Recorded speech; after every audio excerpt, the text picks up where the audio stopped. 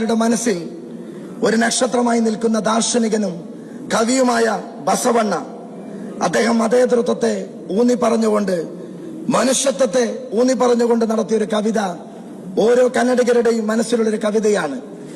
ಇವನಾರವ ಇವನಾರವ ಇವನಾರವನೆಂದು ಎನಿಸಿದರಯ್ಯ, ಇವನಮ್ಮವ ಇವನಮ್ಮವ ಇವನಮ್ಮವನೆಂದು ಎನಿಸಯ್ಯ, ಕೂಡಲ ಸಂಗಮ ದೇವ ನಿಮ್ಮ ಮನೆಯ ಮಗನೆಂದು ಎನಿಸಯ್ಯ, ನಿಮ್ಮ ಮನೆಯ മകനെന്തു എനിസയ്യ. ഈ കവിതയാണ് മഞ്ചേശ്വരത്തെ ജനാധിപത്യ മതേതര മനസ്സുകൾ വിശ്വാസികൾ അവരുടെ മനസ്സിൽ ഏറ്റെടുത്തത്. ಬಸವಣ್ಣയുടെ മറ്റൊരു കവിതയാണ് സർ ഓർമ്മ വരുന്നത്.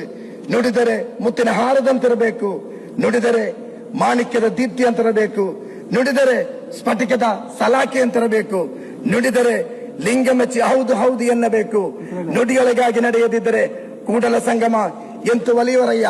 പ്രിയപ്പെട്ട കേരളത്തിന്റെ മുഖ്യമന്ത്രി അദ്ദേഹം വാക്ക് പാലിക്കുന്ന ഒരു മുഖ്യമന്ത്രിയാണ്.